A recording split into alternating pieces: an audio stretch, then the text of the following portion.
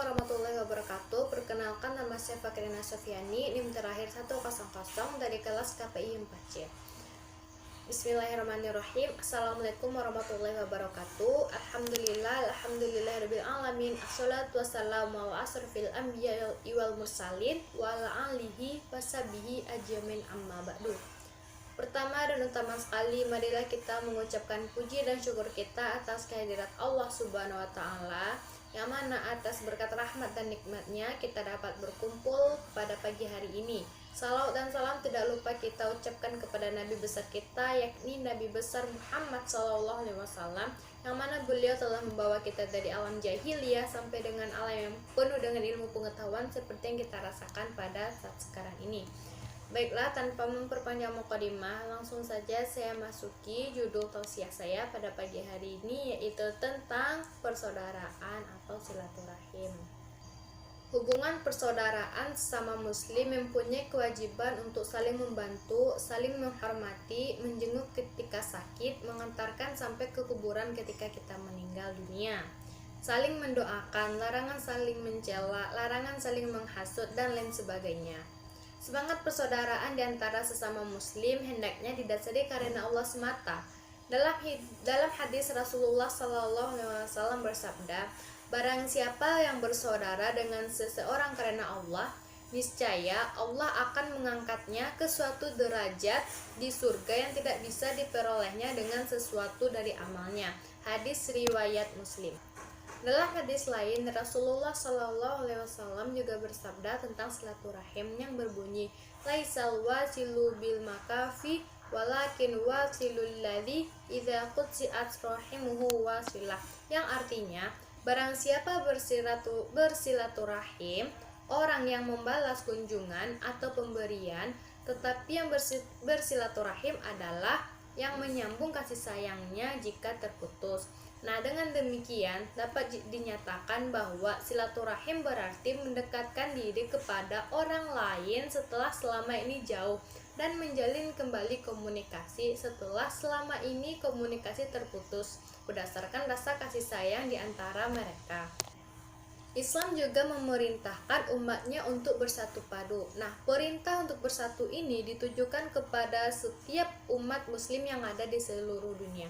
Allah Subhanahu wa Ta'ala berfirman yang berbunyi, Bismillahirrahmanirrahim. Ya ayyuhalladzina amanu taqullaha haqqa tuqatih wa la tamutunna illa wa antum muslimun wa'tasimu bihablillahi jami'an wa la tafarraqu, yang artinya, hai orang-orang yang beriman, bertakwalah kepada Allah dengan sebenar-benar takwa kepadanya.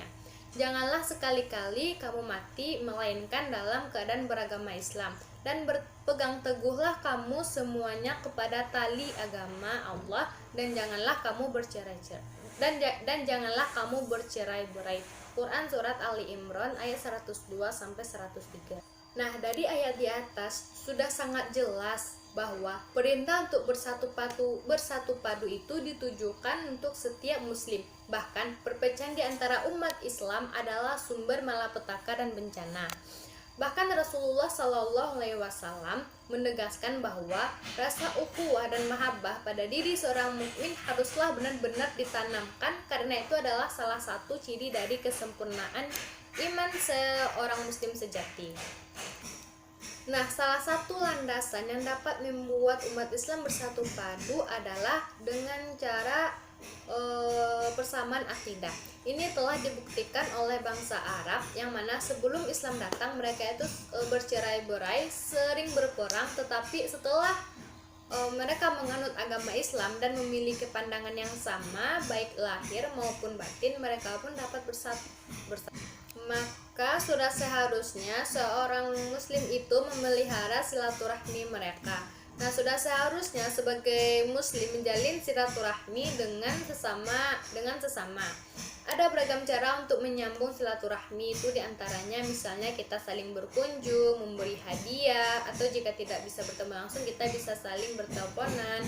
Menyambung silaturahmi hendaknya dengan cara yang baik yang sudah dikenal manusia dalam menjalin silaturahmi. Menjaga silaturahmi berpahala besar, dapat menyebabkan seseorang bisa masuk ke dalam surga. Silaturahmi juga menyebabkan seorang hamba tidak akan putus hubungan dengan Allah di dunia dan di akhirat. Adapun manfaat kita menjaga silaturahmi kita di antaranya yang pertama yaitu dapat memasukkan seseorang ke dalam surga dan terhindar dari neraka. Yang kedua, memperpanjang umur. Yang ketiga, memperbanyak rezeki. Yang keempat, mendapatkan pertolongan. Dan yang kelima, memperoleh pahala yang besar. Oleh karena itu, sebagai sesama umat muslim, haruslah senantiasa kita tetap menjalin tali silaturahmi. Jangan sampai kita memutuskannya, karena kelak kita akan menghadap Allah membawa pahala menyambung tali silaturahmi, atau menghadap dengan membawa dosa apabila memutus tali silaturahmi. Nah, maka menjalin silaturahmi antar sesama muslim ini sangatlah penting dalam kehidupan, sehingga Rasulullah SAW melarang umatnya memutuskan tali silaturahmi. Ada beberapa alasan ketika kita memutuskan hubungan tali silaturahmi. Di antaranya dapat menimbulkan masalah-masalah dalam kehidupan manusia. Rasulullah SAW bersabda, tidak ada suatu dosa yang lebih layak dipercepat hukumannya di dunia oleh Allah kepada pelakunya, di samping azab yang disimpan baginya di akhirat daripada zina dan memutus tali silaturahmi. Nah, dapat disimpulkan dari di atas bahwa sangat jelas hadis di atas menjelaskan bahwa sesungguhnya memutuskan hubungan silaturahmi termasuk dosa, karena memutuskan silaturahmi berarti membuat kerusakan di muka bumi. Nah, oleh karena itu kita sebagai umat muslim sangat dilarang untuk memutus hubungan silaturahmi karena ada siksa kelak di akhirat nanti. Hendaknya kita tetap menjalin silaturahmi meskipun kita diputuskan silaturahminya. Baiklah, mungkin hanya itu yang dapat saya sampaikan. Apabila ada yang salah, mohon dimaafkan. Wabillahi taufiq wa hidayah. Wassalamualaikum warahmatullahi wabarakatuh.